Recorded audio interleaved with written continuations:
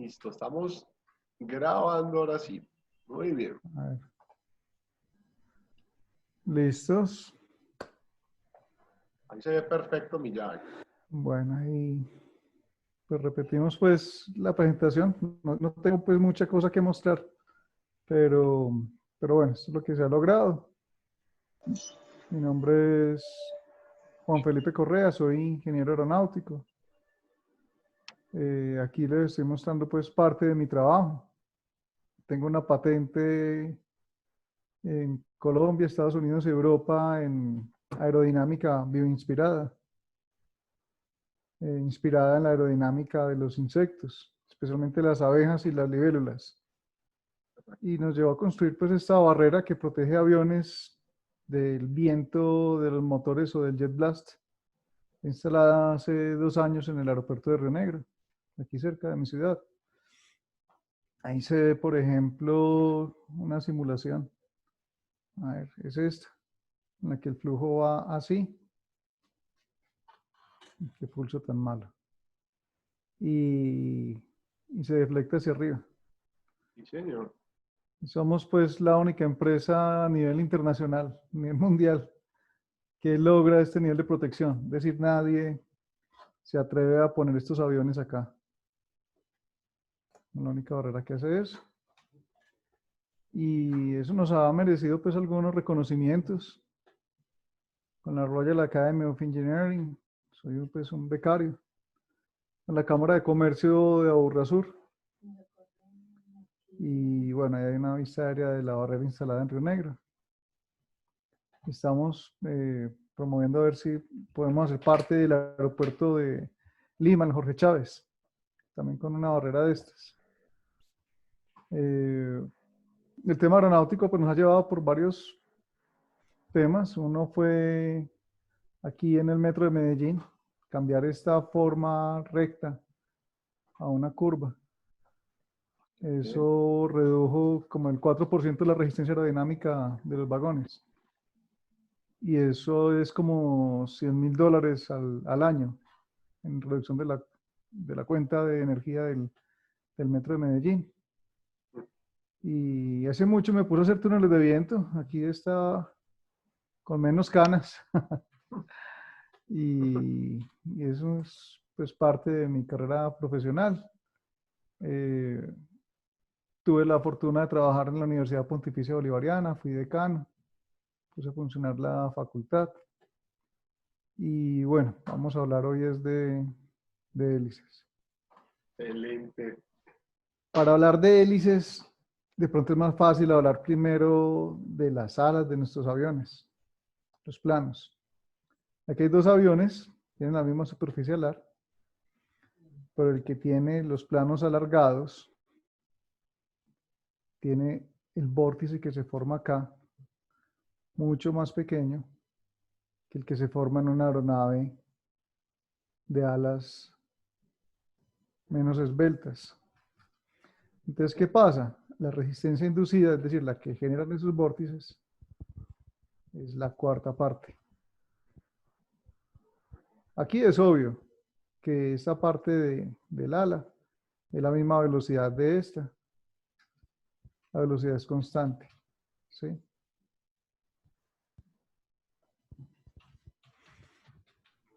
Entonces, resulta que pasamos por cuál es la forma ideal de un ala. En teoría aerodinámica dicen que la más ideal es esta, la elipse. La elipse tiene una distribución óptima de las fuerzas aerodinámicas. Reduce ese vórtice a su menor expresión. A ver qué pasa, que no me escribe. Y tiene un problema, es muy difícil de construir. Entonces, por eso vemos esta plataforma alar como más frecuentemente en los aviones. Toda esta sección es igual a esta, es igual a esta. Y eso baja costos de producción. Aunque la aeronave en toda su vida útil no tenga ese comportamiento ideal de la forma elíptica, pues lo hace bien. Y importa también la punta del ala. Aquí es muy importante que sea afilada. las que son redondeadas, que se ven más bonitas, generan más vórtices, que son como los enemigos, los que hay que combatir. Y entonces, continuando, vamos a este paper, cuando la NACA se dedicaba a temas aeronáuticos, no espaciales. Y este es de 1933, Qué belleza, man. de un señor Bailey Oswald. Este señor se dedicó a ver cómo era el tema del rendimiento de los aviones y sacó unas ecuaciones que siguen siendo válidas aquí está, datos de hélices de paso variable.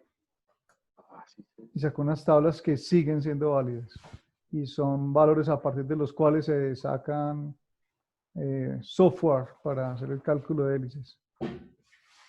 Y 87 años nos dio esa información, imagínate. y sigue siendo muy válida, hecho a mano, cual computador. Y entonces, si empezamos a hablar de esas alas de los aviones alargadas, llegamos a un avión de muy poquita potencia. Tiene la potencia de una licuadora. 0.35 caballos por periodos cortos. No solamente en periodos muy cortos se acerca a un caballo. Es decir, es la fuerza que es capaz de dar, ahí se me fue, que es capaz de dar una persona. ¿Sí? Es pusher, es decir, el avión va hacia ese lado. Y ellos, ante esa limitación pues, tan descomunal de potencia, lo que hicieron fue usar la hélice más eficiente posible. Si se dan cuenta, tiene una forma parecida a la elipse. Entonces ahí viene. ¿Cuál es la hélice más eficiente? La que gira más lento, la que es más alargada, la que se parece a una elipse y la que logra, ¿me ayudas, Isa, con el y la que logra que la velocidad que está viendo el aire sea lo más constante en todo su sentido, en toda su cuerda, en todo su radio, perdón, en este sentido. El dato curioso de este avión es que pues, el peso en vacío es ridículo y la envergadura es enorme, la relación de alargamiento es enorme. 2 horas estaba proyectado que durara el vuelo. Esto con un poquitín de viento en contra. Los 49 minutos fueron deshidratando al pobre piloto y motor de la aeronave. Y el alcance fue de 35.5 kilómetros. Entonces, también vamos a hablar un poco sobre la teoría que ya tanto conocemos, la teoría aerodinámica de los perfiles. Resulta que estos perfiles cóncavos y convexos, que eran los más primitivos de los inicios de la aviación, son muy eficientes. Pero no hay espacio para meter estructura ahí adentro. Entonces, empezaron a avanzar los perfiles a otros un poco más gruesos que contenían estructura, que mejoraban el rendimiento. Y las hélices buscan esos perfiles. Ahora que Raúl nos mostraba su hélice de aluminio y su anécdota de vuelo con su hijo que le celebró un vuelo de 2 minutos. Se demoró más cayendo que volando el hombre. Sí, duró más el relato que el vuelo. Yo vi que tenía un perfil parecido a un perfil primitivo. Entonces uno diría que las hélices deberían tener esos perfiles primitivos, pero las hélices se encuentran con unas fuerzas que obligan a que ellas contengan interiormente estructura para soportarlas. Entonces casi siempre las hélices son más parecidas a este perfil. Pero entonces esas fuerzas hacen que este perfil sea diferente de este. Y se dan cuenta que se está volviendo grueso. Más gruesito en la base. Claro. Y la punta cambia, sí. Eso es una consideración estructural. A la base le toca aguantar fuerzas así, Ujú. le toca soportar todo el torque Señor. y le toca soportar a otra cosa, y es que los motores dan su potencia por pulsos. Entre más cilindros, más pulsos. Es decir, en un trike o en un paramotor que tiene un solo cilindro, a las pobres hélices les toca muy duro, un empujón por revolución. Si tiene 4 cilindros, serían, si es 4 tiempos, serían 2 empujones por revolución. Si hay caja reductora, pues bueno, se distribuyen más los empujones. Es claro, si la hélice tiene que soportar todo eso, adicionalmente tiene que soportar una fuerza de torsión, la raíz tiene que ser muy gruesa. Claro. Y ahí entran los materiales. Las hélices de madera tienen que ser muy gruesas en la base. Y cuando llegaron las hélices de metal, pudieron empezar a adelgazar la base y mejorar la aerodinámica. Pero resulta que la punta de la hélice ve una velocidad mayor que la que ve la raíz. ¿Eso a qué nos obliga? A tener esta curvatura, este cambio del ángulo de ataque. Y eso es estudiado con mucho detenimiento para tratar de hacer que la eficiencia a lo largo de la hélice sea muy constante. Perfecto. Entonces gira más rápido allá al ver en la puntica en el extremo exterior. Claro, Ajá. y curiosamente en un aeromodelo, en un avión como los nuestros monomotores o en un gran avión turboprop, comparten algo, y es que el limitante de la velocidad de acá es la velocidad del sonido, Ah, claro. la velocidad de Mach. Ok. Y las hélices muy ruidosas se acercan a la velocidad del sonido. Y eso consume potencia de una manera descomunal. Eso limita qué tan grande sea la hélice. Resulta Ok. también que el flujo que sale de la hélice, por efectos de viscosidad, porque el aire es pegajoso como si fuera miel, se entorcha y moja el avión en un flujo que forma esa espiral. De manera que este pobre avión recibe un flujo en este sentido, obliga al avión a tener yaw en este sentido, le, da, le genera un torque en este sentido. Es muy, muy asimétrico. Entonces, aquí yo de pronto ya me estoy extendiendo un poco y es... Como si estuviera escurriendo un trapero, hermano. como cuando la mujer está brava con uno que lo quiere exprimir. Sí. Eh, todo esto se va volviendo un poco complejo y vemos que hay una relación entre la aeronave, la hélice, los planos. Todo es una orquesta, es un ballet de diferentes componentes que participan. Entonces, aquí vemos que la hélice tiene revoluciones constantes, pero claro, la punta recorre una distancia mayor en ese mismo tiempo que la raíz, recorre una distancia más pequeña. Claro. Entonces ahí eso genera la diferencia de velocidades. Entonces, la que va más lento necesita más ángulo de ataque. Y la más ángulo de ataque. Y la que va más rápido necesita menos ángulo. Y resulta que la hélice, típicamente, vamos a ver cómo está mi pulso acá. Aquí. Realmente la hélice, esta es la zona que trabaja. Hasta acá.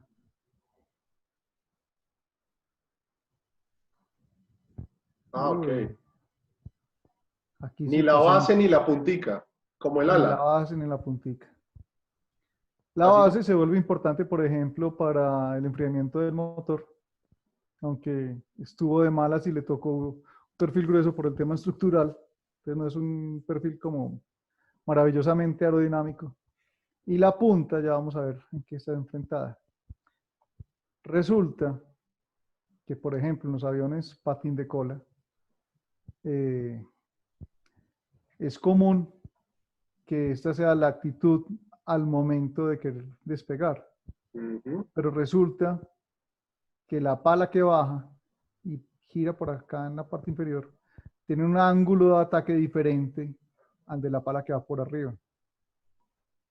Entonces genera unas diferencias en el empuje que está generando. Es decir, que un lado de la hélice genera, a ver, este de acá, este genera un empuje mayor y este genera un empuje menor.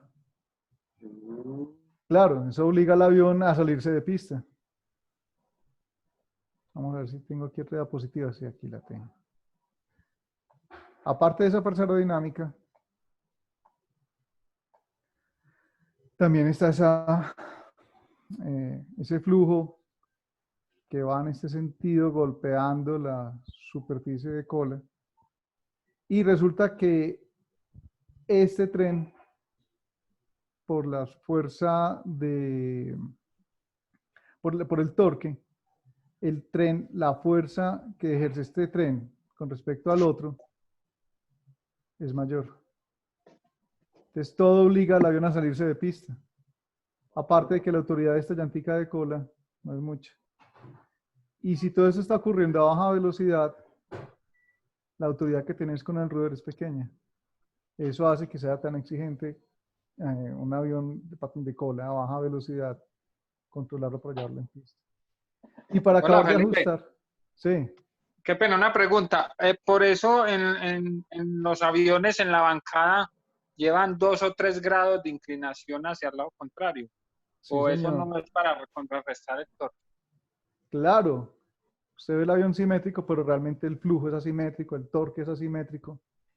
Entonces, para Exacto. tratar de arreglar esa asimetría, se monta el motor, entre comillas, torcido, inclinado. Con Chemo, Juan Guillermo. ¿Qué más, Felipe? ¿Qué más? Muy bien, Bien, Chema. bien. Gracias, hermano, ahí por la... Adicionalmente, si se han puesto a jugar con una rueda de bicicleta, hay un momento que aparece por la rotación de un cuerpo, de una masa. Esto, por ejemplo, era muy notorio en la Primera Guerra Mundial, que los motores tenían el cigüeñal firmemente atornillado a la pared de fuego. Y el motor con su cárter y todo era el que estaba atornillado a la hélice. El motor giraba con la hélice. Era una masa enorme girando. ¿Qué les pasaba? Que el avión, cuando viraban a la izquierda, tenían una actitud de subir la nariz. Y cuando viraban a la derecha, de bajarla. Eso menos mal, pues ya es parte del pasado. Pero seguimos con que es importante que ese momento lo sigue generando todo lo que rota, es decir, la hélice y el cigüeñal, y eso afecta pues el vuelo. Y siguiendo pues con todo este repaso de aerodinámica, en este perfil se presenta este punto de estancamiento donde el flujo tiene que decidir si va hacia arriba o hacia abajo. De manera que las hélices deben tener este borde redondeado, no puede ser muy afilado. Generan una fuerza de sustentación que en una hélice es el empuje y generan una fuerza, en este sentido, que en un avión es el drag, pero es equivalente al torque. Este es Cruz, no me acuerdo cómo escribe. Sí. Entonces, si la hélice tiene un ángulo de ataque muy pronunciado, consume más torque para tratar de tener más empuje. Y se sabe de los perfiles que tienen un ángulo más ideal. donde mejor hacen su trabajo.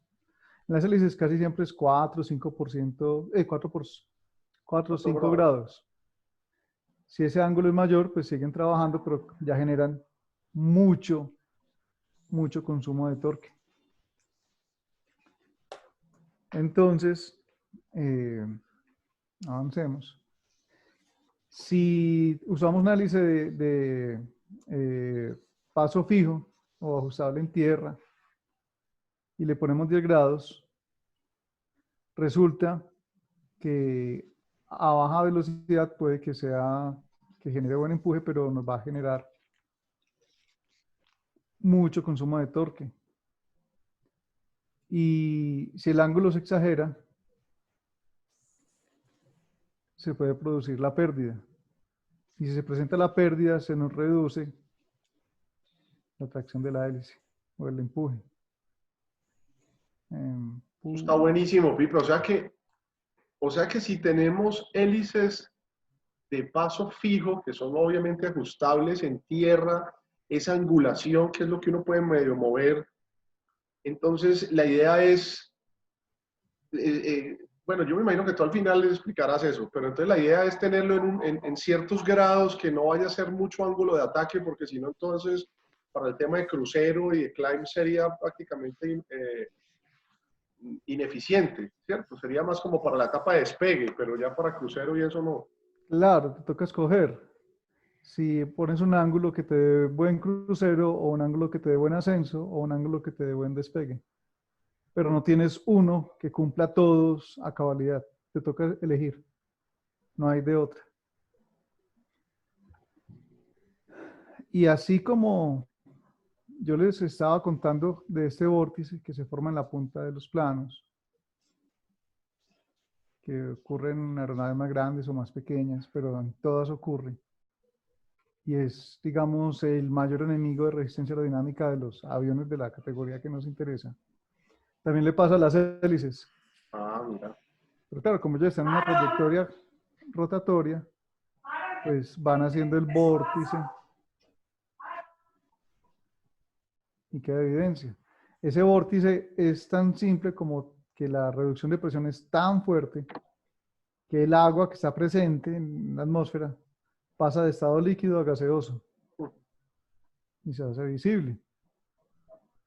Raquel, yo nunca había visto eso. Aquí también se ve ese vórtice de la punta de la hélice.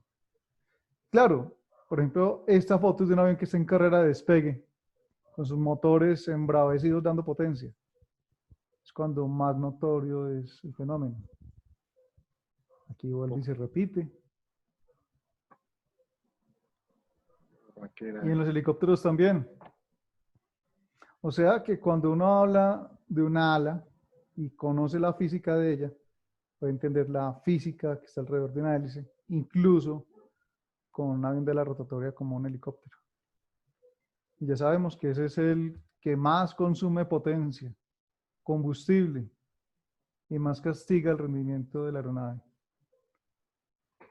Entonces la NASA dijo, la siguiente generación será aviones eléctricos. Busquemos la máxima eficiencia. Están pensando en muchísimas hélices bañando con flujo a alta velocidad las alas muy alargadas para hacerlas eficientes. Y curiosamente, entre más hélices tengas, más eficiente es la propulsión. Es decir, si comparas un bimotor que tiene instalados 400 caballos, es decir, cada motor de 200, o un monomotor de 400 caballos con una sola hélice, es más eficiente en propulsión el bimotor que el monomotor. Aquí la NASA pues se fue al extremo, pongamos muchos motores. No sé cómo era el mantenimiento de eso, tanto motor. Y Rolls-Royce también le está apuntando a la propulsión eléctrica. Entonces, si se dan cuenta, unas alas que se parecen a la elipse, muy estudiada la punta alar. Todo tiene forma parecida a la elipse. Por acá, por acá. Un tiburoncito eso. Un tiburoncito. Hablando de tiburón, Luis, ¿qué diferencia o el perfil de tiburón, ¿qué diferencia hace en el borde de ataque? ¿Y qué es un perfil de tiburón? Ok. Los tiburones son unas máquinas de alta eficiencia en el manejo del rendimiento hidrodinámico. Al copiar eso de la naturaleza en las aeronaves, se puede llevar a que ese vórtice que se forma acá, él está muy relacionado con el tamaño de la punta del ala. Entonces, mira, aquí está esta cuerda es menor, esta es menor, esta es menor. Dime de qué tamaño es la cuerda aquí. Es minúscula, Mínimo, ¿cierto? mínimo, sí. Entonces eso hace que el vórtice que se presente sea más pequeño. Si fuera una ala Cuadrado, tradicional, trapezoidal. el vórtice sería más grande. Así es Claro, el pipistrel pantera, es así. claro, eso cuesta dinero. Fabricar así cuesta dinero. Pero si el cliente está dispuesto a pagarlo, así se fabrica. Y miren algo bien curioso. Vean qué tan limpio es el cowling de motor. ¿Y saben estas entradas de aire cómo se llaman? ¿Los branquias o qué? No sé. Se llaman entradas NACA. Mm. Ellos se enfocaron en buscar cuál era la forma más eficiente para succionar aire y que produzca la menor resistencia aerodinámica. Es decir, aquí no solamente por la limitación de potencia de los motores eléctricos, se esmeraron en cualquier forma de la aeronave, sino hasta incluso la forma de tomar el aire. Ahí estamos entrando en un territorio que digo que va a generar mucho comentario ahora. Un avión supremamente limpio, Qué belleza ese avión de arriba, mira. claro. Muy ¿Cuál es bueno. el problema de los eléctricos? Las baterías. En baterías estamos muy primitivos. Los motores eléctricos son muy eficientes, son pequeños, livianos, confiables, pero las baterías siguen siendo arcaicas. Claro. Incluso las de nuestros celulares siguen siendo muy primitivas. Ante esa limitación, voy a devolverme rápidamente. Hay cierto parecido a esto. Felipe, perdóname, te hago una pregunta. Por qué uno no volvió a ver, digamos, el ala del Concorde que igual pues, es triangular, Ajá, ¿cierto? Y termina en esa cuerda la super diminuta, pues porque es la punta del triángulo. ¿Por qué no la volvimos a ver como en otros aviones? te voy a contar. Aquí, a ver cómo me va de dibujante. Resulta que hasta acá hemos hablado que la sustentación es un perfil, ¿cierto? Y que el aire viene y que genera la fuerza de sustentación y que genera un arrastre, ¿cierto? Eso lo conocemos todos al detalle. Resulta que en el Concorde esto deja de funcionar bien a altas velocidades.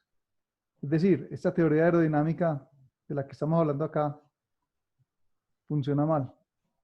Okay. ¿Se acuerdan que aquí el mayor enemigo de una aeronave es este vórtice que se forma en la punta del ar? Correcto, que en el Concorde debería ser prácticamente cero porque es milimétrico, pues. Bueno, resulta que este que es el enemigo, ese es nuestro amigo en vuelos a alta velocidad. En el Supersónico. Concorde, a ver cómo me queda aquí el dibujo de un Concorde. Más o menos. Ahí parecemos jugando ahorcado.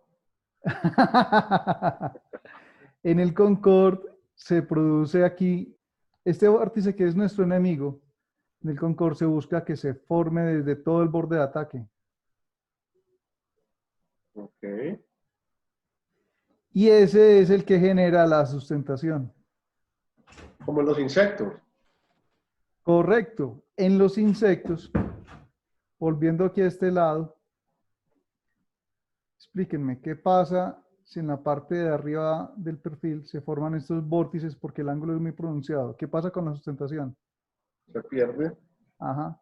Pero en los Va a haber insectos, una- las alas, el perfil es así. Y generan vórtices acá. Y generan vórtices acá. Este es el borde de ataque, leading edge, y este es el trailing edge, borde de fuga. Y esos vórtices generan una fuerza de sustentación brutalmente grande. Eso es válido en los insectos y en el vuelo de alta velocidad. Y es inválido en las aeronaves que a nosotros nos reúnen. La patente que yo tengo por allá arriba, lo que hizo fue copiar estos vórtices y ponerlos de forma puntual en unos lugares. Un avión de estos consigue un coeficiente de sustentación de aproximadamente 1.5, 1.6, si es muy bueno. El Concorde es fácil que ese coeficiente sea 2. Y en los insectos, para que cuando vean cualquier mosca por ahí la miren con respeto desde el punto de vista aerodinámico, consigue un coeficiente de sustentación de ¿Era de 6? aproximadamente 6, señor. Sí, señor, 6. Qué belleza, güey. Y el Navi, el Navi. El Navi, lo que te decía ahora, podemos usar este coeficiente y robarnos parte de este, metiéndolo bioinspiración. Ujú. Eso habrá que validarlo. Entonces, bueno, pasando de mis caras felices y tristes, continuemos con la charla. Por aquí han estado muy buenas las preguntas en el chat, pero si algo, ahorita No las las he hacemos. mirado. Muéstrame Dice que qué porcentaje de la pala da empuje al avión de Luciano Lersuni. Luciano está activo. ¿Qué porcentaje varía de la mucho pala? al Y diseño de la Andrés le pala. dijo que por ahí el 75. Sí, señor, correcto. Correcto, muy buena respuesta. Póngale 5, profe. Vale, Ese 5 sí ahí. sabe. Estamos en un grupo bueno. Y que los winglets ayudan. ¿Qué función tienen los winglets? Y se escribe winglets. Bueno, ahorita miramos cómo se escribe. Sí, ellos son una barrera para evitar que se presente todo esto que raya acá. Son una barrera para que este vórtice no pueda ser tan grande. Pero eso es un arte. Boeing, por ejemplo, los winglets se los compra a una compañía especializada solamente en eso. O sea, poner winglets es de un maestro en aerodinámica. Y sirve para Avioncitos una que uno fase ve, del vuelo. muchos avioncitos que uno ve por ahí tienen, entre comillas, winglets, pero realmente no, son más estéticos que funcionales. Claro, claro que sí. Es como cuando uno está barrigón y pone una faja. ¿Quién sabe qué quedó? Y mentiras que eso es ahí nada. Entonces miren este avión. En el desespero de la guerra, hicieron alas en forma de elipse, el Spitfire. Y el primer modelo, que tenía como 800 caballos, tenía una hélice bipala, sin paso variable. Este pobre avión sufría tratando de despegar de pistas de grama, porque el paso estaba hecho para cruceros y maniobras en combate. Pero cuando mejoraron el motor, pasaron a paso variable, y como tenía más potencia, aumentaron el número de palas. Si se dan cuenta, todos son el mismo avión, es decir, la distancia que hay aquí al piso cuando el avión está en carrera de despegue o aterrizando, no se puede cambiar. Que si había más potencia, había que poner más hélices, más palas. Okay. O sea que en este sentido va la potencia. Este es más fuerte que este es más potente que este. Entonces, ¿cómo corrigieron que había más potencia? Necesitaban una hélice que disipara más potencia, entonces le pusieron 4 palas. Y avanzaron a más potencia, entonces pusieron 5 palas. Y pusieron más potencia, incluso el motor ya no era el Merlin, era el Griffon. Dos hélices Y ahí. no se debe poner más de 6 palas, porque entre ellas interactúan. ¿Qué les tocó hacer? Hélices contrarrotatorias. 3 atrás, 3 adelante. No Igual joda. a 6 palas. Entonces, aquí empezamos ya a analizar que si aumentamos el número de palas es porque tenemos más potencia. Hola. Y es más eficiente tener menos palas. Tengo, Entonces ya vemos que en ultralivianos hay bipalas y tripalas. Cuatripalas es raro. Andrés tiene una pregunta. sí, ¿por qué cuando usted dice que las palas se interrelacionan entre sí, a qué hace referencia? Y la segunda es, ¿por qué no se pueden colocar más de 6 palas o una hélice de más de 6? Claro, mira la fiesta que estamos armando acá. Vórtices.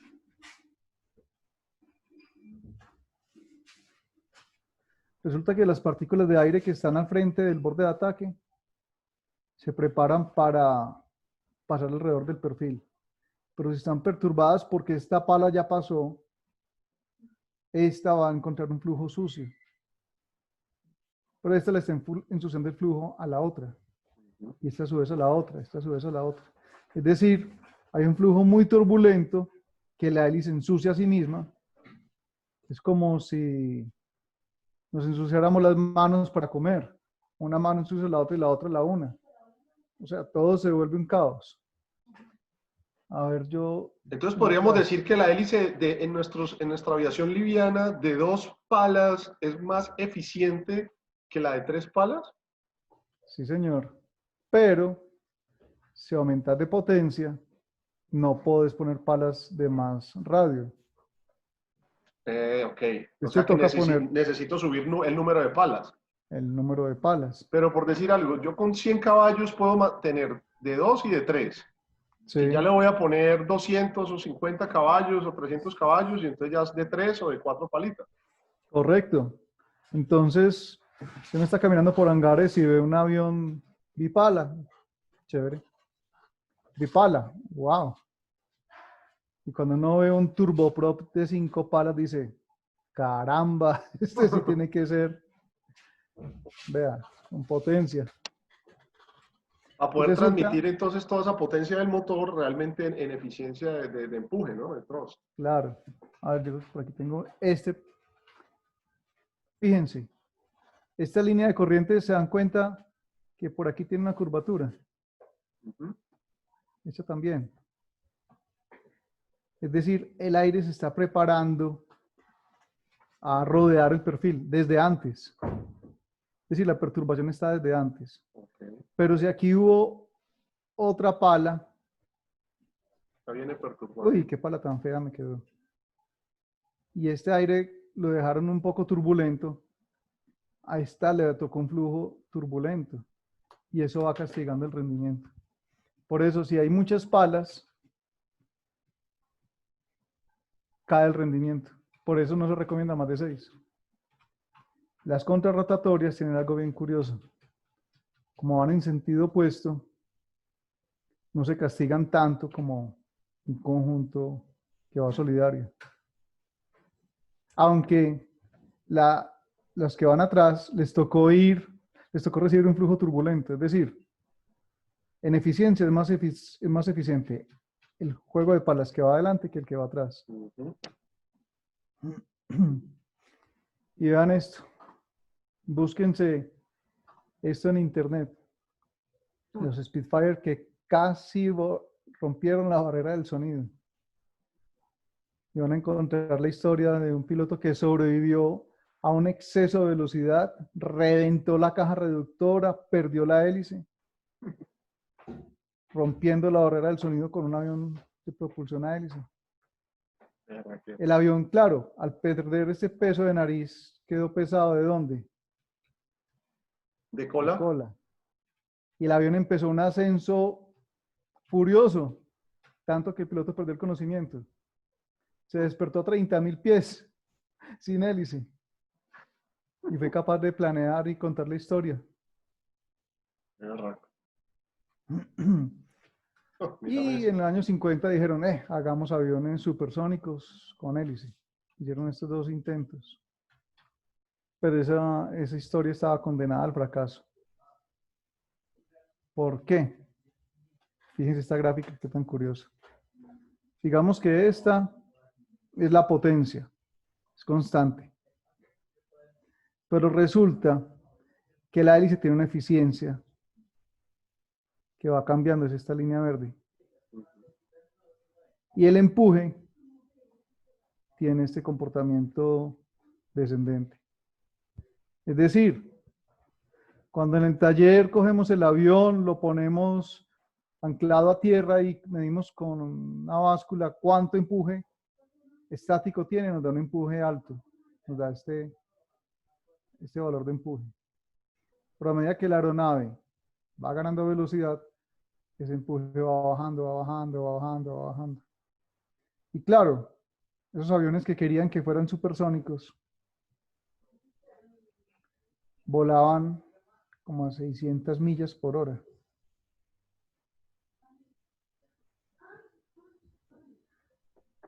¿Qué ocurre? Tenían un empuje pequeñito en comparación con el empuje estático. Es decir, esto tiene que haber jalado de forma asombrosa en tierra para que después de ese desperdicio de eficiencia fuera capaz de tratar de romper la barrera del sonido. Y lo que hizo con pistón, claro que él hizo una pequeña trampa, se ayudó con la fuerza de la gravedad, hizo una picada. Igual es sorprendente. Saliéndome del tema, esta línea roja de la potencia del motor, con los reactores, el empuje es así.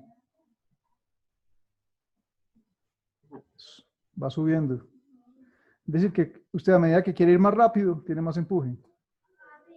¿Han visto las competencias que dicen, vamos a poner a competir en una pista, un Lamborghini, un Fórmula 1, una moto de GP con un avión de combate? Y siempre el que queda atrás es el avión de combate. Pero arranca y ya después se los come. Sí. Claro, porque ese sigue esta curva. A medida que va teniendo velocidad, va teniendo más empuje, más empuje, más empuje. Y se le gana cualquier cosa. Entonces, fíjense, el empuje como va cayendo. Y se llega a la barrera del sonido. Nuestros aviones, yo creo que estamos en un rango por aquí, de baja velocidad, donde el empuje cae mucho. Sí, y les tengo una perla final. 100 caballitos. 100 caballitos. El drag inducido, que es ese vórtice de la punta del ala, el parásito va creciendo, que son las patas del tren, las tomas de aire del radiador, las antenas. A medida que sube la velocidad aumenta la resistencia. Los Sí. montantes. Los montantes, todo eso va ensuciando. Si estas líneas punteadas las ponemos en una línea que lo represente a las dos, esta que es el drag total, y si el empuje de nuestra aeronave va bajando así,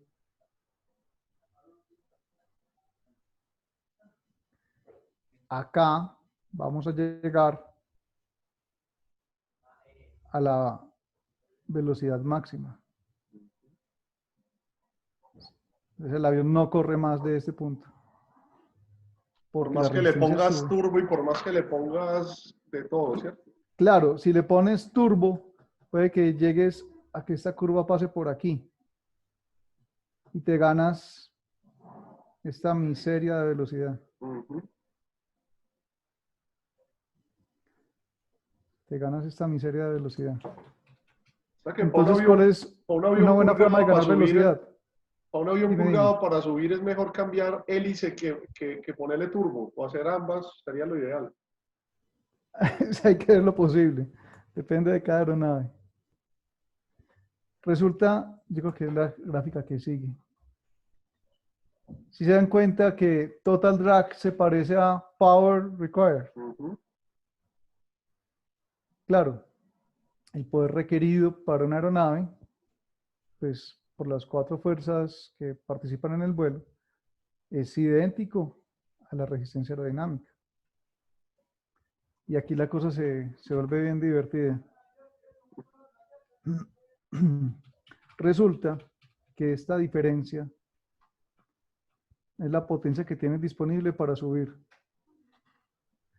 A medida que vayas más rápido, la potencia que tienes disponible para subir es menor. Y si vas a máxima velocidad, ya coinciden.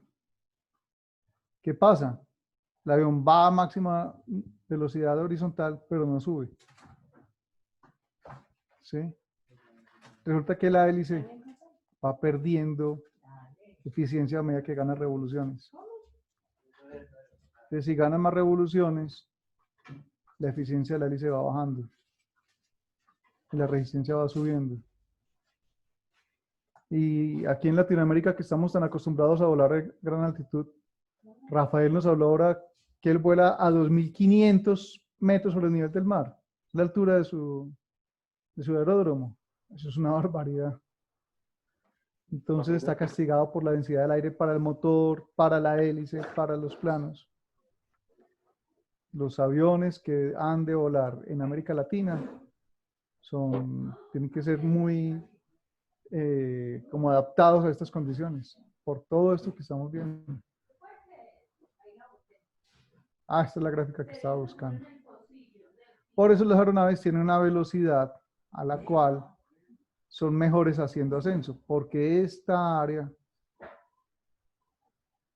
es la más amplia. Por eso los aviones tienen en sus tablas cuál es la velocidad a la que tienen la mayor capacidad, la mayor rata de ascenso. Y es diferente a la velocidad máxima. Okay. ¿Sí?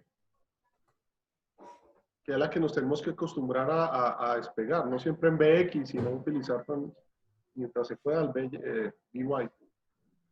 Sí, la cosa es que uno despega como a esta velocidad. Eso se supone que es una línea vertical. Y esta es, esta verde se parece a la resistencia aerodinámica. Y esta púrpura es la potencia disponible. Si ponemos un turbo, esa curva va a ir por acá. Si tenemos una hélice de bajo rendimiento, esa curva va a ir por acá. Si queremos tener el mejor ascenso, necesitamos el turbo, eficiencia aerodinámica, la mejor hélice. Y ahora vamos a ver cómo funciona eso. Al final podemos conversar porque las modificaciones que uno le hace a los aviones, pues yo he visto que le ponen, tú estabas diciendo que, pues, que todo eso debería ser un conjunto de que todo fuera como una receta perfecta, ¿cierto?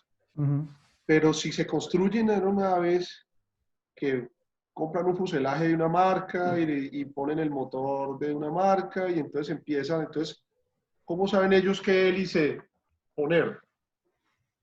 ¿Sí? O sea, si no son los fabricantes, entonces uno que dice, bueno, por lo menos que sea de paso variable, ¿cierto? Pero Sí. entonces ahí uno puede escoger de 2 palas, de 3 palas, o de madera, de metal, entonces de fibra de carbono. Entonces eso es lo que más adelante miramos y de pronto podemos chismosear de eso. Claro, y si tienes la hélice inadecuada, no te deja ir a las revoluciones necesarias para que el motor dé la potencia que estás esperando. Entonces, es una elección inadecuada de ese conjunto motor, hélice, incluso diseño del montaje del motor con los radiadores, te baja esta velocidad, esta potencia disponible.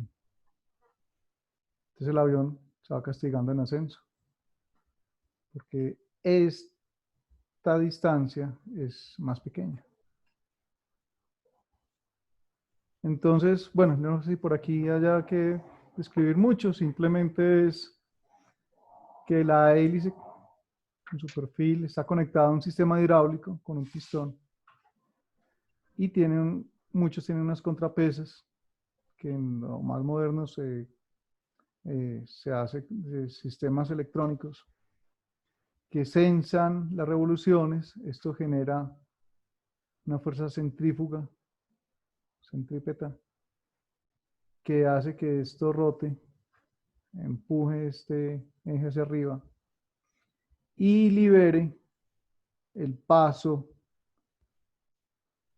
de aceite muchas veces del sistema de lubricación del motor en ese sentido y empuje hacia allá y cambia el paso de la hélice.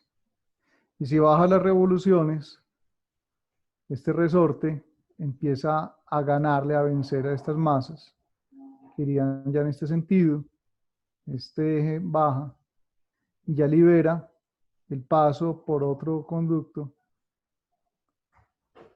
para que esto haga presión en este sentido y cambie el paso. Eso es como el gobernador de hidráulica realmente. Un gobernador hidráulico. Que hay gobernadores eléctricos, por ejemplo. Pero entonces resulta que la velocidad a la que estás avanzando, la velocidad verdadera, el viento relativo, ellos cambian el ángulo de ataque. Y si cambias la velocidad de rotación, los RPM de la hélice, cambia también el ángulo de ataque. Y se habíamos dicho que el ideal es 5 grados al cambiar las revoluciones o la velocidad o el viento relativo, cambia ese ángulo. Y las hélices entran en stall o el motor se sobrerevoluciona. Y aparece esta letra griega. Esta es la que está relacionada con eficiencia de la hélice. Me rían de mi letra, sigue siendo, yo soy una persona inconstante en la vida, es la misma que tenía cuando estaba en primaria. Ya no ha cambiado. Porque que resulta que geométricamente, como si fuera un tornillo, la hélice se diseña para que cada que dé una revolución avance una distancia. Pero por todos esos temas de eficiencia, hay un paso efectivo que es normalmente menor. Y esta distancia, la podemos entender como la eficiencia. ¿Y esa eficiencia de cuánto es? Ay, ay, ay, caballeros. A velocidad de despegue.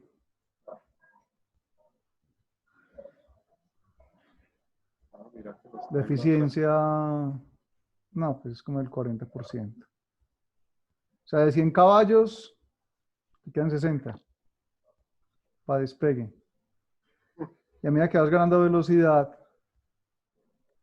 la eficiencia va cambiando. Aquí ya llegas al 70. Y este punto más alto, es muy raro que llegue al 90%. Casi todas las hélices llegan al 80%. Es decir, de 100 caballos, tienes disponibles 80. Yéndole bien. Yéndote bien. Y si tienes una hélice de paso fijo, y digamos, dices, no, yo voy a ponerla en este ángulo, vas a tener, uy, se me está torciendo. Vas a tener este rendimiento, es decir, Un solo cambio. un solo cambio, y metes más revoluciones y pierdes eficiencia, y más revoluciones y pierdes eficiencia. Llega el momento en que sigues poniendo revoluciones y no hay más eficiencia. Y que cuando vas a ascender, tampoco era el ideal. 2 revoluciones en las que vas a tener la hélice incorrecta. Un control de paso de la hélice o un control de hélice de velocidad constante trata de generar esta curva. Pero fíjense, por ejemplo, casi 30 millones de puntos de diferencia. Ahí está. Fíjense esto. Take off, climb, cruise, hold, feeder. Es decir, que entre esta posición y esta hay un intermedio, no. Es decir, que esta gráfica va a ser como así, escalonada. ¿Y luego cuántos escalones va a tener? Va a tener takeoff, climb, cruise, hold. Hold, bueno, de que ¿Cuál es conserve uno. mantenerla ahí en esas revoluciones? Ajá. Entonces, si tiene la opción automática, él puede generar pasos intermedios, puntos intermedios. Ujú.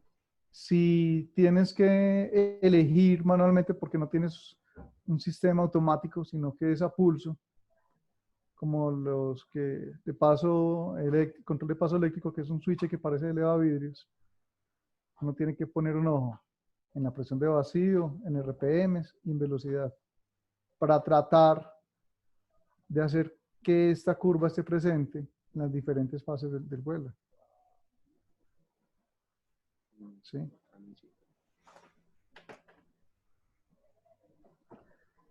Entonces resulta que si las hélices es de paso fijo, cuando la aeronave está avanzando, el viento relativo reduce el ángulo de ataque. Y cuando está en tierra, anclado el avión, no puede avanzar, el ángulo es mayor. Entonces ahí empieza una discusión. Es que este avión, yo le hice la prueba en el hangar, tiene un empuje estático brutal. Claro. Esa es la mejor configuración de hélice para mañana que va a salir a vuelo. Esa es la mejor para la condición estacionaria. No significa que sea la mejor configuración para vuelo en ascenso o vuelo nivelado. ¿Sí? Y muchas veces dicen, no, es que fíjese que las hélices de 3 palas tienen más empuje estático. Claro, tienen más área. Pero son las mejores para crucero. Casi siempre son las bipalas. Aquí seguimos explicando lo mismo.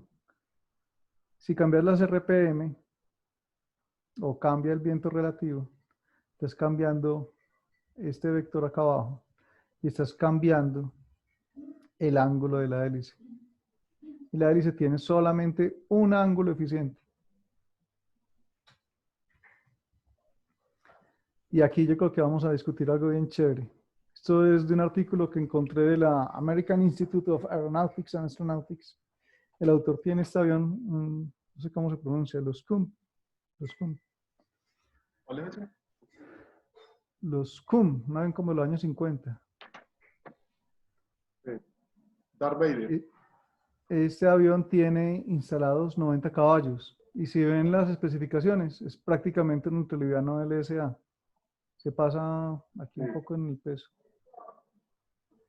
Pero él se puso a ver la interacción entre la hélice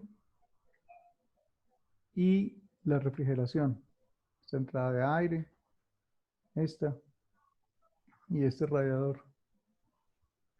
¿Y qué encontró?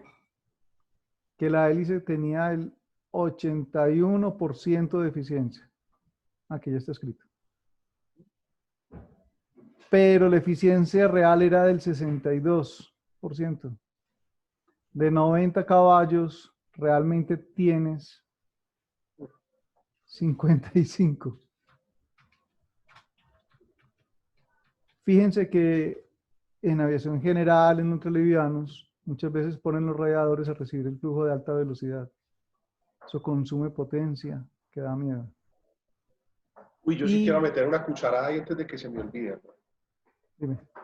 El tema de la construcción artesanal a la que pues generalmente estamos acostumbrados y le hacen una prueba a un avión y dicen, no, mira, es que la temperatura está marcando el IGT, no sé qué, entonces le abren huecos al cowling como para generar más refrigeración al avión, pero yo diría que eso pues, tendría que hacerse un estudio aerodinámico consciente para saber en qué tanto se abre el hueco, en dónde se abre el hueco. Eso no se va a abrir el hueco ahí nomás donde uno quiera, ¿o qué?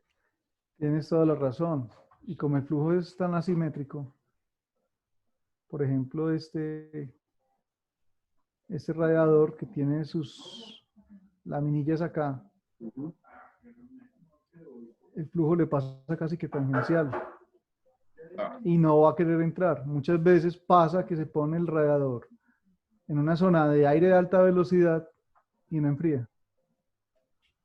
¿Por qué? Porque el flujo no está correctamente orientado. Muchas veces también hay limitaciones de espacio y toca poner el radiador donde puede, porque el cable es un avión, digamos, muy corto de nariz y no hay espacio realmente para poner un buen sistema de refrigeración.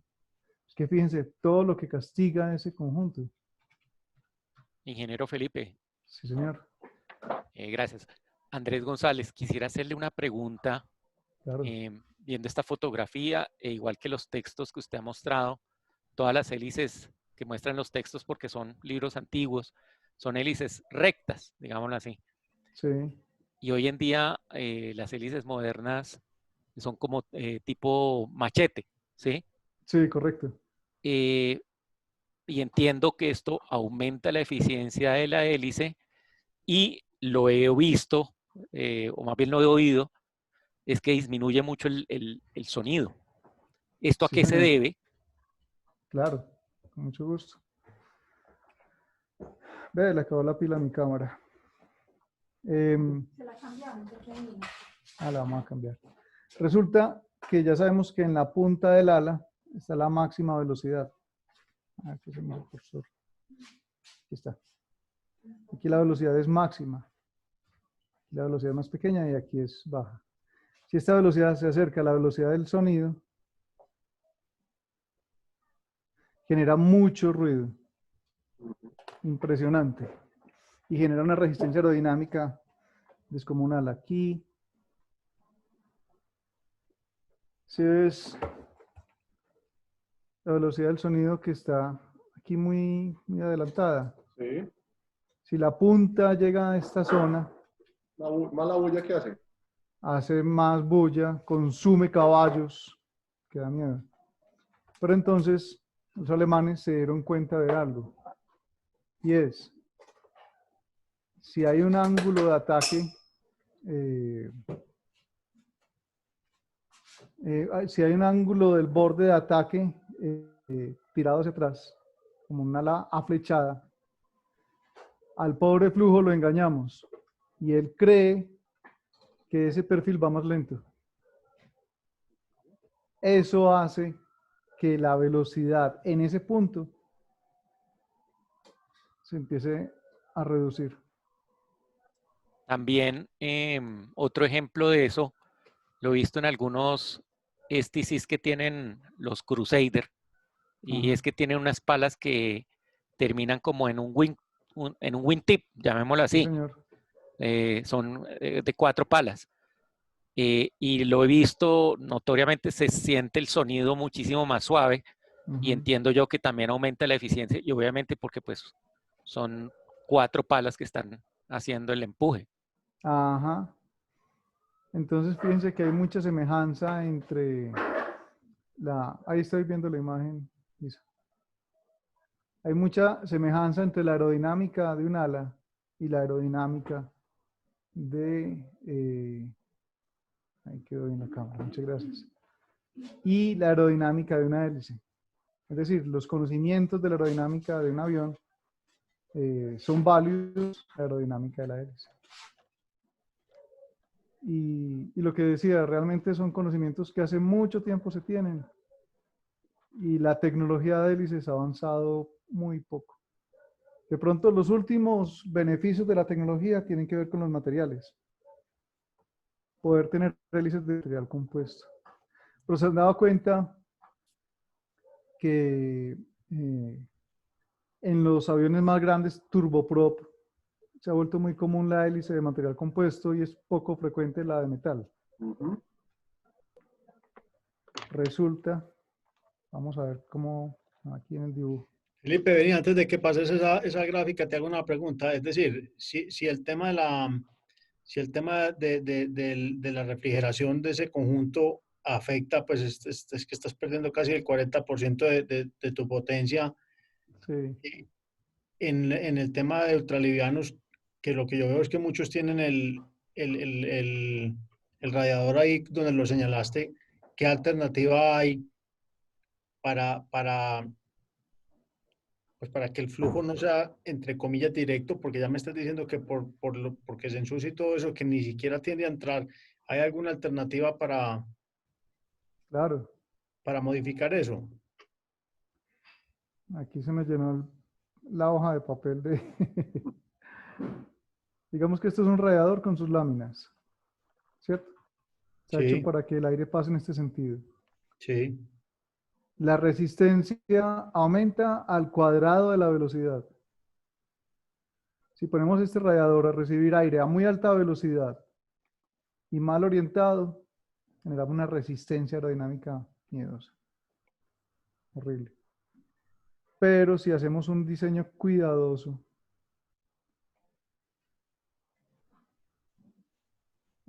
llevamos a que el radiador esté metido en un ducto de formas cuidadas. Y por aquí entra el aire. Por el aumento de área, reducimos la velocidad. El aire entra de forma organizada y todo él baña el radiador a baja velocidad. Y después lo aceleramos para que salga el aire caliente. Estamos haciendo que el radiador trabaje en el punto de máxima eficiencia. O sea, no Eso, sé si te, no eso sé es si lo te que hace estoy Albertico allá a Penago. no sé si te estoy entendiendo, pero entonces sería como ponerle una especie de nariz ahí alrededor de ese radiador, ¿o qué? Donde tenga una boca más pequeña para que genere como ese Vamos a cambio de ver. velocidad. Vamos a ver tecnología de años 30 y 40. Miren, aquí está metido el radiador. Y Ok, miren que no está que las laminitas de aluminio no están mirando directamente el flujo, sino que están atrasadas. sí, Esta toma de aire está más atrás de la hélice, no está aquí en todo el frente. ok. Está permitiendo que el aire pierda velocidad. Y fíjense, no sé si alcanzan a ver que aquí hay una pequeña distancia entre la barriga del avión y el borde superior de la toma de aire. ¿En cuál está señalando? Aquí. No, es Ok, que ya lo rayé. sí, sí. Lo rayé mucho, borremos. Miren aviones de la Segunda Guerra Mundial y van a ver eso, esos detalles de las tomas de aire. Y lo tienen los alemanes, lo tienen los británicos, lo tienen los americanos, los japoneses. La NACA Y los estaba al ultralivianos servicio. certificados. Uno mira los BL3, los Flight Design, Ajá. y tienen esa, parecen como una boquita, como si estuviera hablando así. Mostrame en la cámara cómo hace la boquita, Mauricio. Solo me acordaba de todas las cosas de la Europa, hermano, que le abrían huecos, le ponían cosas, eso, Claro, realmente imagínate, cambiándole angulaciones a esos aparatos de refrigeración, a esos, ¿cómo se llama eso? Radiadores, bueno, radiadores. Imagínate abrir un hueco acá, el drag tan berraco que debe darle buscar a que el eso al avión. viento gire aquí así para que se meta. Y pues tiene un cambio brusco de geometría para que salga por una ranura que hacen acá. Cambios bruscos de dirección, geometrías bruscas. Es decir, la aerodinámica admira las formas orgánicas, curvas femeninas, curvas suaves.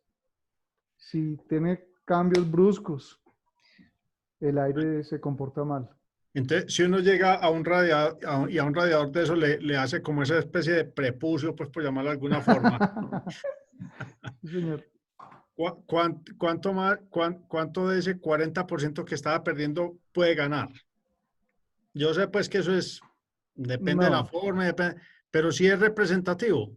sí es representativo. El P-51 cuando salió, la NACA le prestó el servicio de mejora de esas tomas de aire y se ganaron como 10, 15 nudos de la velocidad máxima.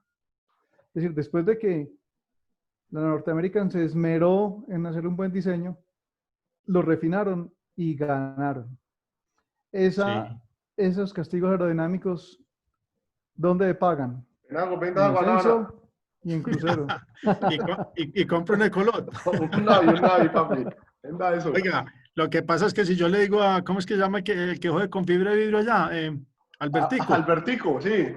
Yo le digo, Albertico, poneme aquí esta tomita así, esta naricita, este prepucio ahí tan, y me voy a ganar ahí una potente. Imagínate pues la diferencia en eso con el Ecolot. Ahí está. No, pero espere, era que Felipe me va a acompañar y vamos a mirar las cositas en el avión y de pronto hacemos unos ensayitos. Claro. Vamos a hacer un estudio bien chévere ahí, mano.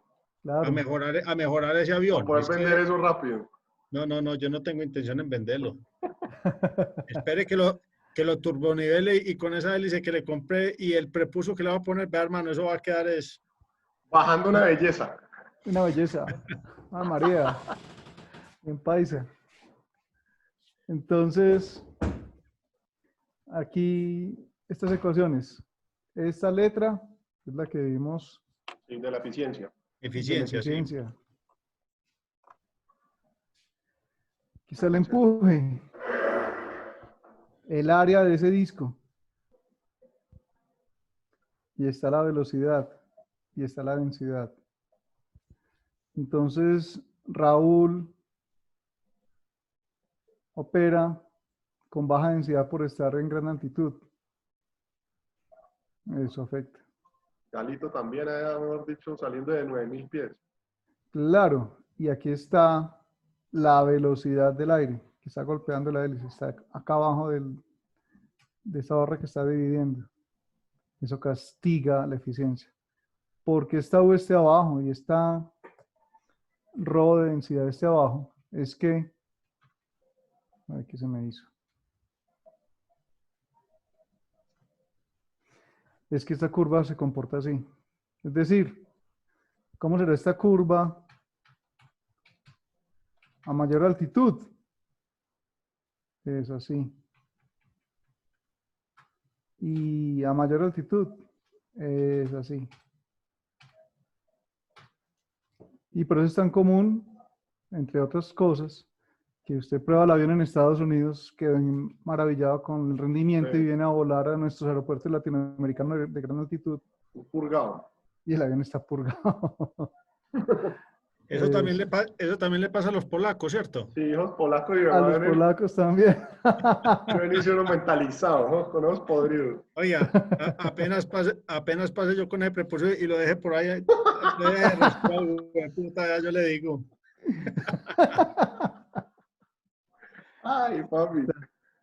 Tiene que clavar de 15.000 a 7.000 pies para pasarlo. Ah, mira la hélice tripala, esa de la izquierda, esa es la... Está bonita. Claro, ¿cuál de estas dos es más costosa? La No, pues yo lo puedo decir por experiencia propia, la Airmaster. Sí, señor. Pero es que fabricar curvas, vale. Y eso, con todo lo que hemos visto... Y además es que es paso variable. Es algo, prop sí es de paso variable, yo no sé. Sí, Mauro, claro, la mía es de paso variable. Y claro, las isoprop por el sistema de torsión generan cambio de paso como en esta zona. Exactamente. Pero aquí no. Hace el cambio por torsión y la otra lo hace por giro, ¿cierto? Correcto. La Airmaster lo hace por giro. Ah, eso no lo sabía yo. Pagó la entrada esa información. Pagó la mensualidad. Todo eso vale.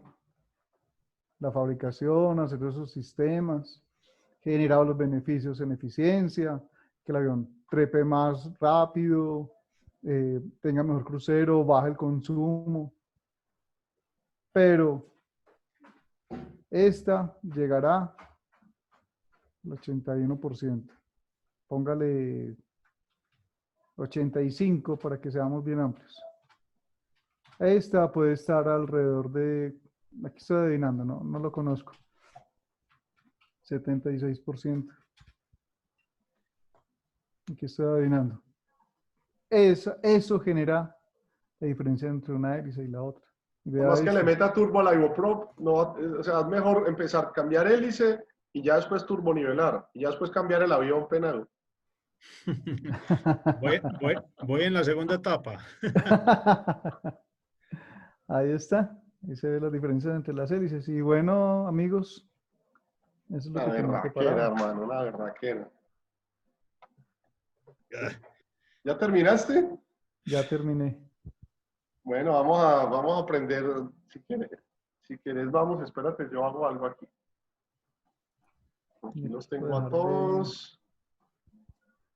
Perfecto, redimensionar. Vamos a prender la camarilla.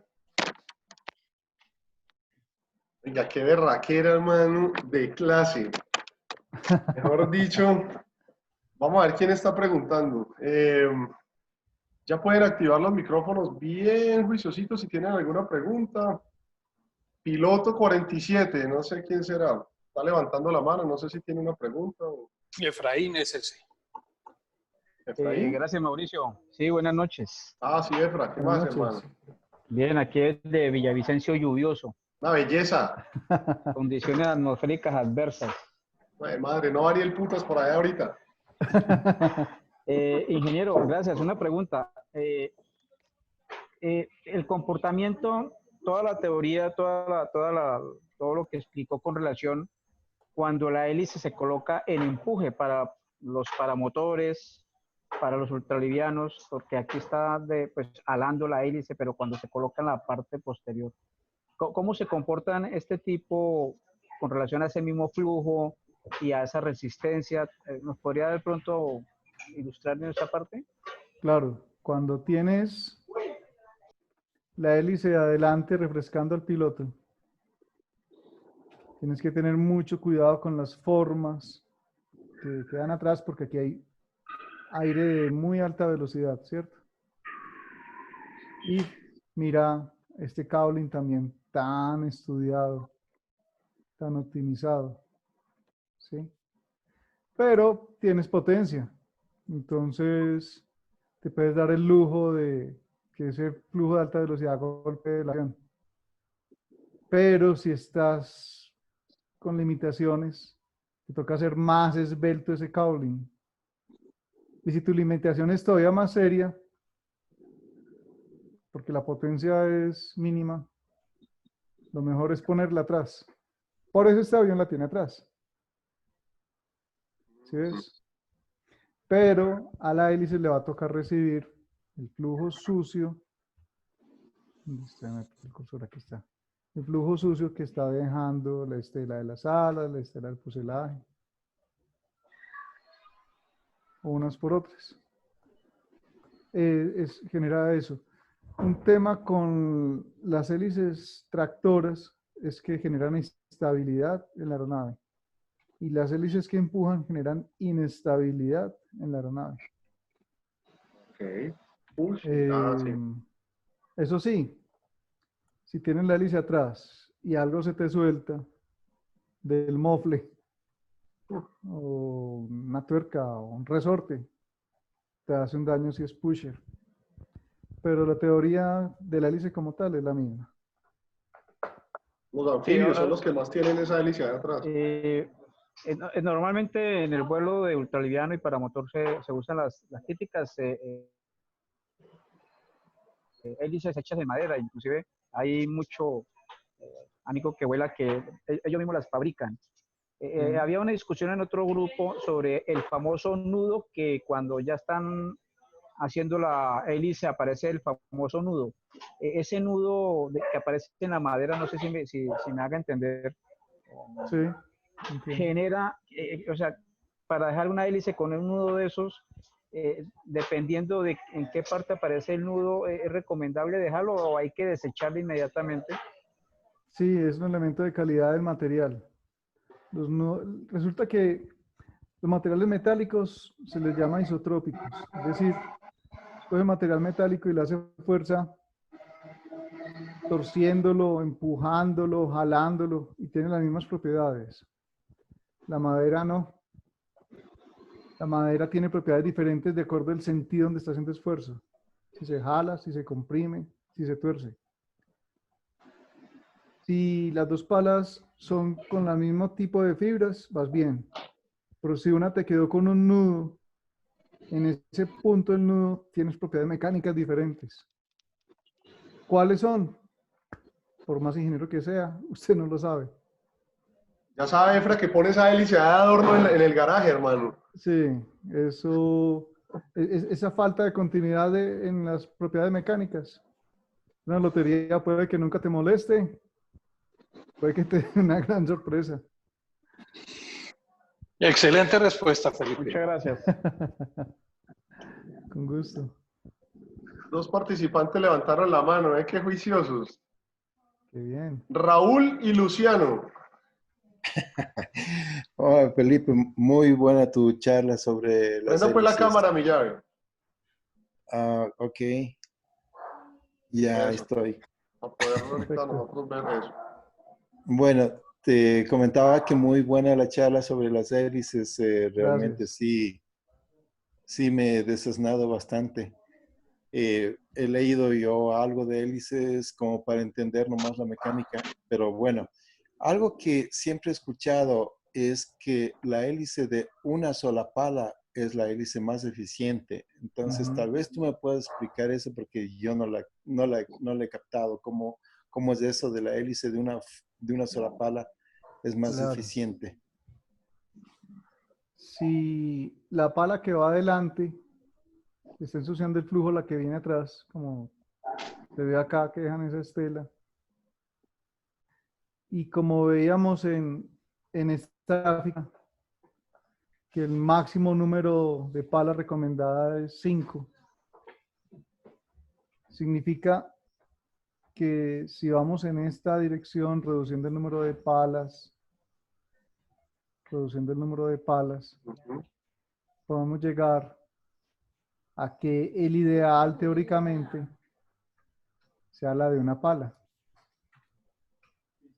Una pala. Porque ella ensucia el flujo y cuando vuelve a pasar por el mismo sitio es un flujo nuevo. Entonces no se contamina a sí misma. Pero se puede hacer. Por ahí vi alguna vez una revista de aeromodelismo en la que hicieron un helicóptero de radiocontrol de una sola pala y vuela bien. A mí Porque en se puede Polonia, compensar. Henrik, el dueño de Colón, me salió con esa porque yo decía, no, que no, pues la mejor es de una sola pala. Y yo pues dije, este man que cerveza se habrá tomado. Vinagre, estamos a la ronda. Pero entonces, ¿qué pasa? Que si es una sola pala y estás generando una fuerza de empuje y tienes un torque, eso está generando un comportamiento súper asimétrico, en el que la pala está haciendo toda su revolución. Claro. El pobre cigüeñal le toca muy duro, la bancada. Entonces son imprácticas. En teoría se puede, sería la máxima eficiencia, pero te tocaría ponerle tanto metal ay, se me fue. A la pala, que sería una cosa así, claro. A la pala, al cigüeñal, a la bancada, a todo. Que ahí perdiste la eficiencia en peso. O sea que de dos palitas, una belleza. Dos palitas. Entre 2 y 3. Ajá. Y esa teoría es válida cuando uno analiza, por ejemplo, generadores eólicos. La misma cosa. Más eficiente de 2, 3 es un buen número, 4 ya es mucho. Y no se ven. Ahí siempre son 2 y 3. Ya. Bueno, yo te comento, yo tengo un Rotax 582 que lo tenía con una Ivoprop, pero ya la pobre ya estiró la pata y luego le puse una de madera, pero o sea, mucho vibraba esa madera, no me gustaba la vibración que tenía. Y yo me había traído hace de tiempo y la tenía guardada una Airblast, que es de las que se les calibra el paso con bloquecitos de 6 palas. Entonces le puse esta Airblast con bloquecitos de 6 palas. Obviamente el sonido disminuyó muchísimo también, la vibración también disminuyó mucho, pero tenía yo que ir cortando. Tiene las palas tienen ahí más o menos de centímetro en centímetro unas marquitas para ir cortando para coger las revoluciones. Y las revoluciones ideales son un 582 para trikes, por lo menos 6.000 revoluciones. Entonces, le fui cortando poquito a poquito hasta que logré conseguir las 6.000 revoluciones con un bloque de 18 grados, me acuerdo. Porque le probé con 3 juegos de bloques y no, con una se me Este Raúl es disparaba cacharrero. Eso veo. No, a mí me gusta hacer pruebas. Sigue haciendo pruebas, papi.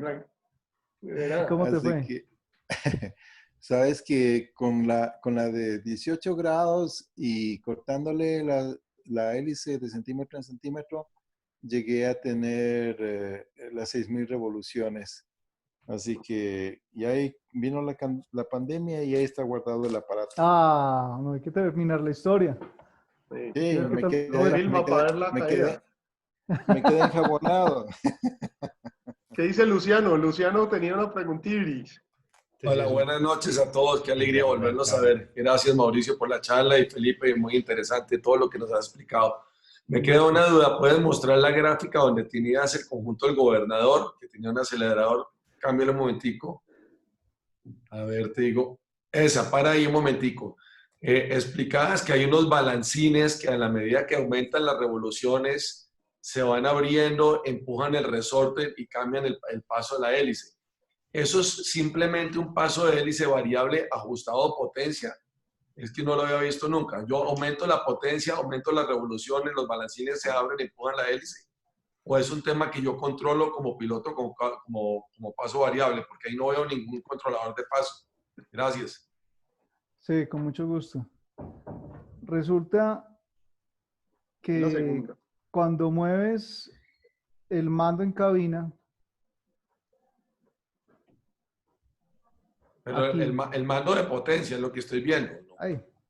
Luciano, esos sistemas tienen, te voy a explicar, digamos, lo que yo conozco del avión que me llega, es el Ecolot, tenés acelerador o el manifold en una palanquita, y al ladito tenés otra palanquita que es donde manejas el paso de la hélice hidráulicamente por medio de ese gobernador hidráulico que ya viene dentro del motor Rotax 912 inyección. Entonces tú tienes el control de 2 palanquitas. Con una mueves el manifold acelerador y con la otra mueves el paso de hélice. No es que a medida que la hélice vaya revolucionando, ella hidráulicamente vaya modificándose. Tú tienes el control. O sea, yo mantengo el control como piloto del paso, eso es lo que quería entender. O sea, la palanca que estamos viendo aquí, es que porque aquí veo que dice throttle position, que es el acelerador. Ese es acelerador, entonces no veo la palanca de paso en este diagrama. Aquí dice Pilot Input Signal y hay otra, sí, pero esto es como más como bueno, Felipe que conteste, pero... Resulta que cambiar las RPM, porque cambies el throttle, cambia, como estaba en una gráfica de por aquí. Ay, ¿qué se me hizo? Está muy lejos. Cambia el ángulo de ataque del viento relativo. Sí. Entonces, para que el paso no te cambie, ese cambio de revoluciones debe ser compensado por estas contrapesas. Es decir, esto es una forma primitiva de un computador.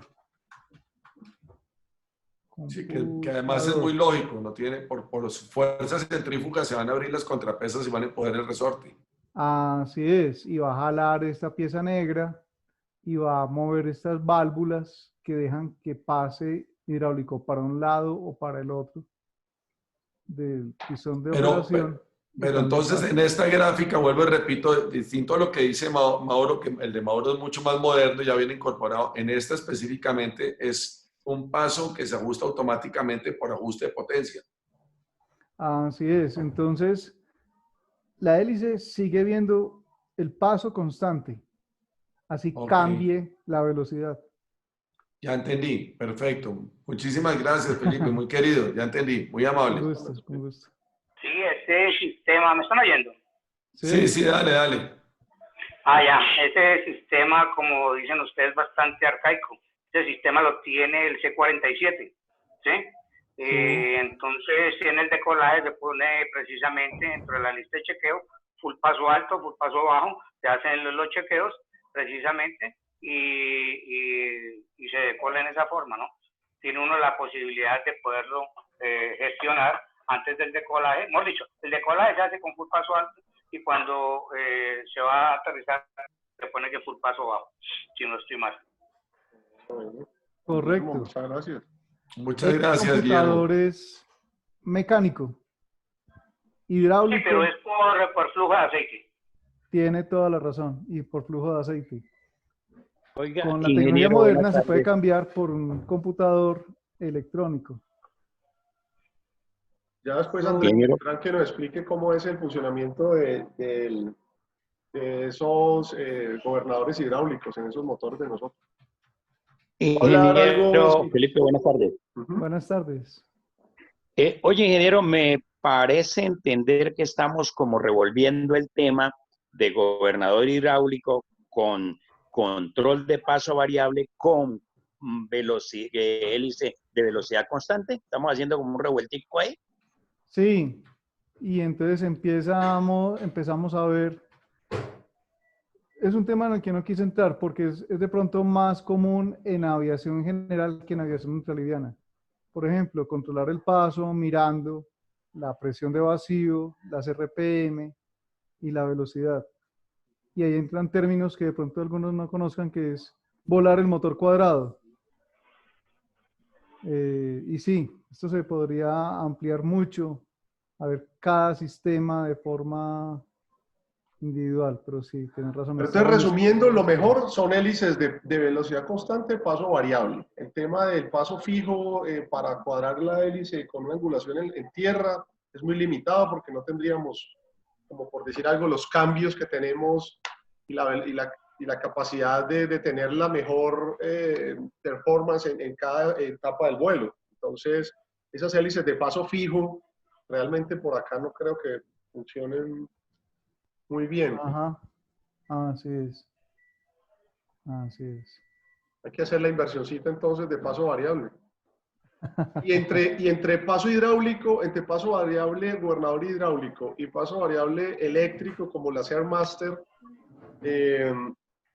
tuve la experiencia con Airmaster, todavía no tengo la experiencia con paso hidráulico, entonces no podría decir cuál es mejor que cuál, pero yo diría que el hidráulico, porque ese motorcito que maneja el paso de la hélice de Airmaster es un motorcito súper pequeñito, realmente es delicado y muchas veces se queda uno sin ese paso en vuelo. Me ha pasado, pues, no sé, personalmente.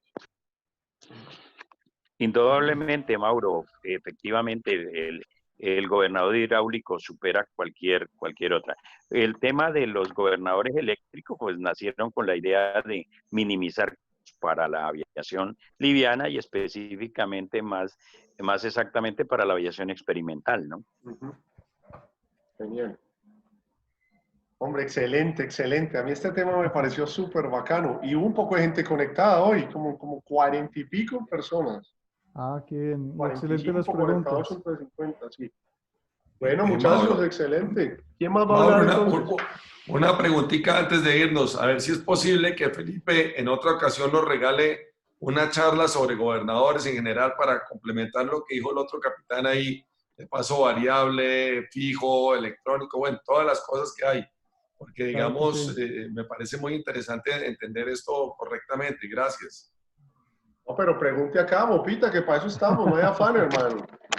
No, pues digo, para poder mirar otras gráficas en otra ocasión de los distintos tipos de hélices que hay, porque digamos para ultralivianos ya tenemos claro lo que se utiliza, pero en aviación general entiendo que hay otros sistemas. Entonces a mí me gustaría conocerlos, si es posible en otra ocasión, que Felipe nos regale unos minuticos y nos dé una manito con eso. Gracias. Bueno. Claro, con mucho gusto. Gracias, Felipe. Una consulta. Sí. Felipe, ¿cómo está? Buenas noches. Muy bien. Galo Villagómez. Mi consulta es sobre los perfiles aerodinámicos y me surge la duda porque a mi manera de ver, un perfil con punta penetra más que un perfil redondo, pero veo los bordes de ataque en los aviones, en las hélices, que tienen perfiles redondos. En el caso de mi avión, tiene una forma bastante redonda que para mí es un freno para el avión, pero no sé si en realidad no creo que es así. De todas formas, ¿por qué no son más hecho punta los perfiles, en este caso los bordes de ataque? Bueno, muy buena pregunta. Resulta que las partículas de aire que están al frente se encuentran en un punto que se llama el punto de estancamiento. En ese momento la partícula debe decidir si va hacia arriba o si va hacia abajo. Si ese borde adelante es afilado, ya sabemos que a la aerodinámica no le gustan las formas afiladas. Es posible que aquí genere turbulencia y es más fácil que se presente una pérdida. Un avión que tiene una pérdida noble, la turbulencia de desprendimiento empieza desde atrás y va progresando hacia adelante y uno siente que el avión vibra y la pérdida de altitud es progresiva, el crecimiento de la resistencia es progresivo. Pero, ay Dios, si el vórtice se forma aquí adelante, caes como un ladrillo. Paracaídas balístico, Se convierte en papi. piano. Sin embargo, claro, aquí son los aviones lentos y aquí están los rápidos. Entonces tienes razón. Un borde afilado es de aviones rápidos, pero en nuestros ultralivianos la seguridad va primero y estos bordes redondeados son una bendición. Entonces, el borde redondo o afilado tiene que ver con la sustentación y con la velocidad de stall. Si es Ajá. que hago punta en la misma ala, al mismo borde, subo la velocidad de stall, que no me ayuda para aviación liviana. Hay una sola condición en la que se ayuda. Fíjate que hay algunos aviones que cerca aquí de la cabina tienen como un borde afilado que le ponen adicional. ¿Se han dado cuenta de eso? No. A ver, aquí tengo un avión a escala. Pongámoslo ahí el grande. Aquí está. Ajá. Aquí cerca de la raíz del plano. Tíralo para atrás un poquito que la cámara no le da. Dale A ver, ahí. foco, dale foco. Dale Ah, foquillo. poco. Ya, ahí sí, sí. Ah, claro, ya se ve el borde así como en cuchillita, sí. Aquí algunos les ponen en esta parte borde afilado, cerca de la cabina, en la raíz del ala, Ajá. para hacer que sí se presente la pérdida, pero no lo ponen en todo el ala, solamente aquí en la raíz. Y eso es porque eso genera una turbulencia tan brusca que hace que el avión vibre y pierde concentración, sin que las puntas del ala, que todavía son de borde redondeado, lleguen a esa condición peligrosa. Te avisa. Busquen, cuando vayan a recorrer hangares, miren que en aviación general muchas veces les ponen, después de que el avión fue fabricado, unos aditamentos en la raíz para hacer que el borde de ataque sea así afilado. Se acordarán de mí. Eso es como una alerta para la pérdida, una alerta Una previa a la alerta pérdida. para la pérdida. O Sí, sea, señor. donde la parte interna del plano entra en pérdida primero y los alerones todavía tienen control, que todavía no han entrado en Correcto. pérdida. Okay. Correcto. Yo voy a preguntar, yo no sé si... Van del otro 5 de este estudiante, está muy bien. Sí, no, estos manes los tengo afilados, afilados. Aquí nos tiene Pipe, cuchillas, Mauricio, eso no hace test todos los días. el tema del largo, vení, yo no me veo. ¿Dónde estoy? Yo sí te El veo. tema del largo de la hélice, de la pala como tal, ¿qué influye de cuán largo la puedo necesitar? Porque yo sé que hay unas hélices que digamos que son más largas, la pala, y otras más corticas. ¿Eso qué afecta y cuál sería, digamos, cómo escogería uno ahí el tema del largo de la pala? Entonces, entre más larga, parecido a un ala, más eficiente, vean. El drag inducido. Pero si la haces muy larga, la punta va a alcanzar una velocidad muy alta. Yo que estoy viendo, yo te estoy viendo. Ah, ya, perfecto. Ahora sí. Entonces la punta iría muy rápido. Sí. Acuérdense que si esto fuera una hélice, aquí la velocidad es pequeña, aquí es más grande y aquí es máxima. Ujú. Si esta se aproxima a Mach 1, come potencia que da miedo. Horrible. Y hace ruido. Entonces, ¿qué tanto diámetro, qué tanto radio puede tener esa hélice? Eso te limita a las RPM. Y te limita, obvio, a como pasaba en el Spitfire. Y como era el mismo avión, aquí está, no podían cambiar el diámetro de las palas. O sea que eso entre más largo, más ruidoso y, o sea, el largo también influye. Uno tiene que mirar también bueno, el alto del avión, ¿no? Que no vaya a pegar eso contra el piso. Que no vaya a pegar o que la potencia la hélice no la alcanza a disipar. Puede que tenga más caballos para transformar en empuje y la hélice no sea capaz. Ah, mejor dicho, eso tiene más cosas que un berraco. Yo meto la pata ahí.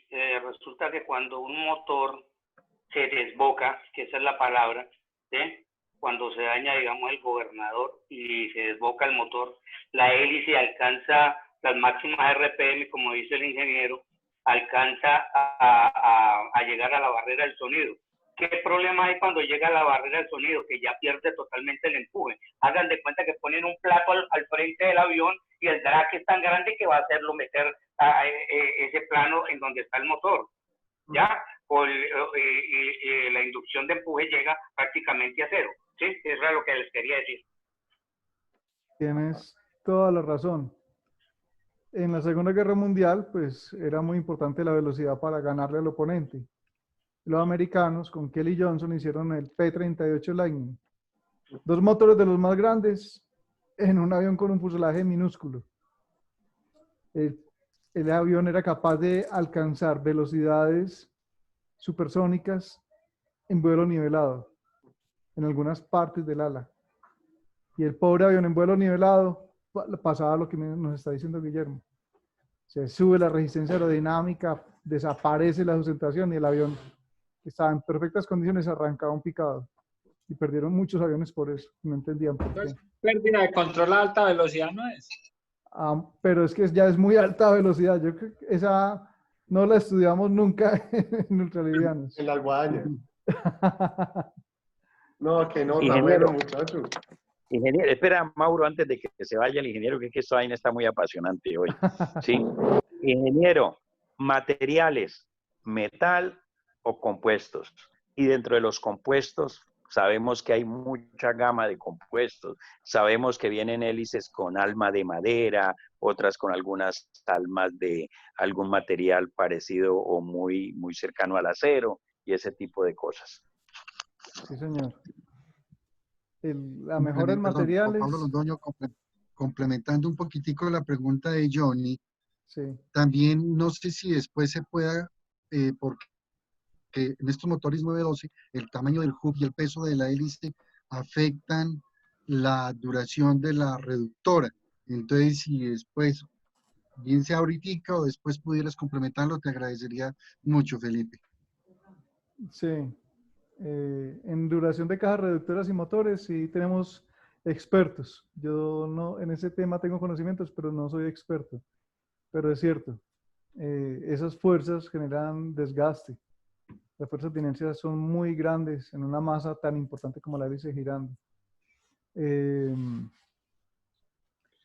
asunto de los materiales va a que si el material es mejor, puedes sacrificar, o te puedes alejar. A ver si tengo el gráfico por aquí. Aquí está. Yo creo que lo que están preguntando ellos es cuál es el mejor material para la hélice para aviación liviana. Madera y el carbono, peso ¿no? es el rey. Compuesto es el que gana. Pero el compuesto es costoso. Entonces, el compuesto, si es más exótico, carbono, vale más. Y le va peor en el caso de lluvia. Las metálicas son las más durables, las más pesadas. Y las de madera tienen una ventaja muy grande. Y es que tienen poquita inercia. Si tú quieres que pongas potencia y suba de revoluciones bruscamente, que tenga una buena respuesta, ganan las de madera. O sea que a la larga no tienes una que sea la reina, depende de tu aplicación. Wood combo es de madera, sí. Vamos a mirar. Entonces, es eso. Bajo costo, madera. Más costosita la de metal, más cara la de full compuesto. La que tiene alma de madera y piel de compuesto es un buen equilibrio. Pero entonces, si la piel es compuesto, son delicadas a la lluvia. Si es un hidroavión, también es delicado. ¿La hidroavión es mejor metálica? Sería mejor metálica, pero son pesadas. Ah, sí. Ay, bueno, Yo tengo una consulta, Felipe, con respecto, yo pedí recién una hélice y le estaba pidiendo a la fábrica que traten de proveerme con un filo de níquel que me estaban recomendando unos compañeros de acá de Ecuador. Porque me dijeron que cuando tienen el filo de níquel le mejora muchísimo la vida útil de la hélice, que lo que le afectan más son las piedritas que tenemos en las pistas y esas cosas.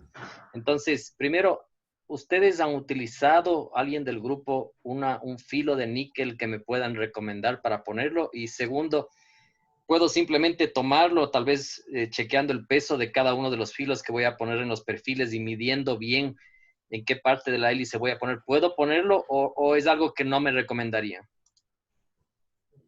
Pero eso ya no viene de Calito ya de fábrica con ese filo. No, no me vendieron con el filo de níquel y no sé por qué. No me dieron la respuesta de por qué no me pueden vender con ese filo. Galo, ¿qué tipo de hélice es? Es una hélice que creo que la fabrica Pipistrel, no estoy seguro, pero es marca Pipistrel. Ah, ok, porque por ejemplo las Iboprop, ellas vienen con un filo metálico, yo no sé qué material será en verdad, es una laminilla que es hasta bastante cortosa a la manipulación. Por ahí en el chat hay un amigo que ha cortado varias veces.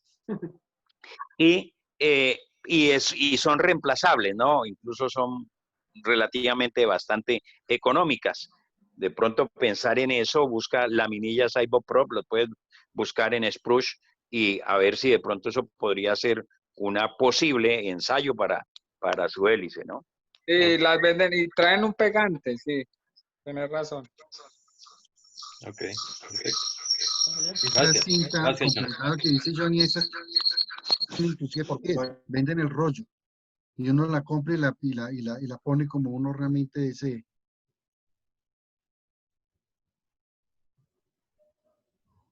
Sí, se puede hacer. Se pone con cuidado y te aumenta la durabilidad, claro que sí. Sí, me imagino que, bueno, yo practico todavía helicópteros a control remoto. Entonces, lo que uno hace en las hélices es medir lo que va a poner el peso, ¿no? De cada uno de los lados, cortar exactamente pedazos del mismo peso y ponerlos midiendo con respecto al filo para no desequilibrar el ángulo de la hélice, ¿no? Para que quede bien. Sí, influyen. Una vez aterricé en Amalfi y un ruido del berraco y yo dije, se me zafó esta hélice, ¿qué pasó? Y era que la laminilla se le había levantado un pedacito y solo con un pedacito que se levantó hacía un ruido tremendo. Y se desbalancea la hélice. Claro. Alcanza a notarse. Así Aquí estaba mirando cuál era la hélice de mi guadañita, pero ya se pasó. Bueno, muchachos, vamos a dar descansar al profe. Los veo muy participativos, eso está bien. Vamos a parar la grabación aquí.